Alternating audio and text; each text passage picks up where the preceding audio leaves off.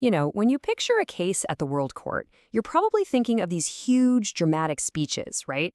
Pointed cross-examinations. But what if I told you the real battle, the real action, happens way before anyone even steps into the courtroom? We're going to peel back the curtain on this amazing 1971 dispute between India and Pakistan and see how international law is often this high-stakes chess match of letters, deadlines, and procedure. So it all kicks off with this: a formal telegram. On August 30th, 1971, India officially files an application with the International Court of Justice, the ICJ. And they're not actually starting a brand new fight here. They're appealing an earlier decision from another international body about aircraft overflights with Pakistan. But with this one single document, boom, the case is officially on the docket of the world's highest court. Okay, so what happens next? If you're picturing lawyers immediately jumping up to argue, well, you're going to have to wait. The real action, believe it or not, starts with this flurry of formal letters and telegrams. Every single one is a carefully calculated move in a game where the strategy is just as critical as the law itself. All right, first things first. Before any arguments can happen, you have to set the board. This is all about assembling the players. And we're not just talking about lawyers here. We're talking about appointing the official representatives and even shaping the judicial bench itself. So the very first move is for each country to appoint something called an agent. And no, not a secret agent, but the official point person, usually an ambassador or some other high-ranking official, who's going to be the one formally communicating with the court. Pakistan names its ambassador on September 1st, and then on November 22nd, India appoints its own. And here they are. You can see it right in these official letters. Once these are signed, the two main players are officially established. From now on, every single piece of official communication, every request, every objection, it's all going to go through these two agents. Then, India makes a really crucial strategic move. They look at the court's rules and decide to formally nominate their own judge to sit on the panel for this case. So what they're doing here is appointing what's called an ad hoc judge. It's a rule that's there to make sure everything's fair and balanced. See, if one country already has a judge of its nationality on the bench, the other side can appoint one too, just for that case. It's all about making sure both sides have someone on the panel who really deeply understands their legal system. And Pakistan's response? It's quick and to the point. No objection. So, just like that, the board is set. We've got the agents for both countries, and the bench now includes a judge picked by India. Now, the real game can begin. Okay, so the players are in place. Now the game moves to what is honestly the most contentious phase before the hearings even start: the fight against the clock. This had nothing to do with legal arguments yet. This was a full-on battle over the schedule itself. The court has a really strict four-step process for all the written arguments. First, India files its big, detailed case. That's called the memorial. Then Pakistan responds with their side, the counter-memorial. India gets another shot with a reply, and then Pakistan gets the final written word with a rejoinder. And you better believe the deadlines for each of these documents become the new battleground.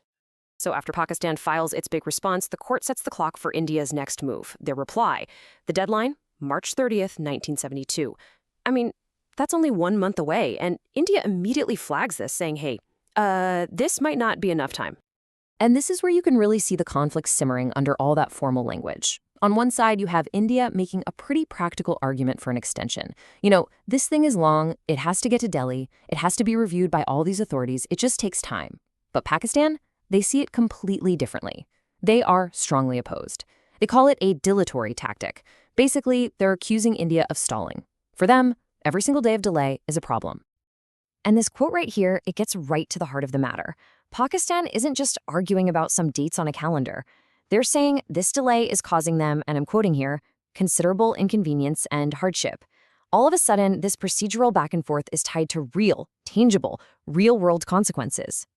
Just look at this timeline. You can see how fast this all played out. We're talking about a rapid-fire sequence of moves and countermoves happening over just a few weeks.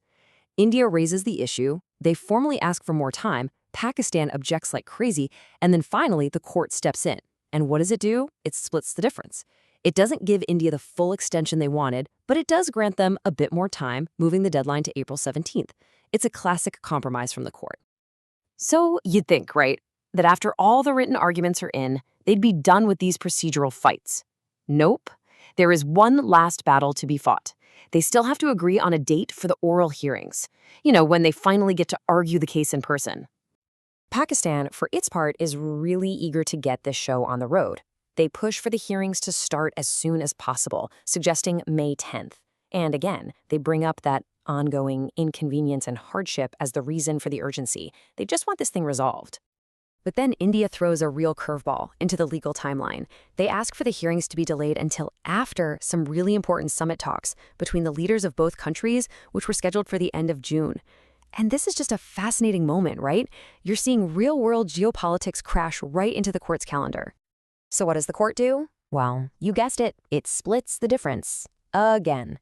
It doesn't wait until after the summit like India wanted, but it also doesn't start in May like Pakistan pushed for. Instead, it sets the date for the opening of oral arguments for June 19th.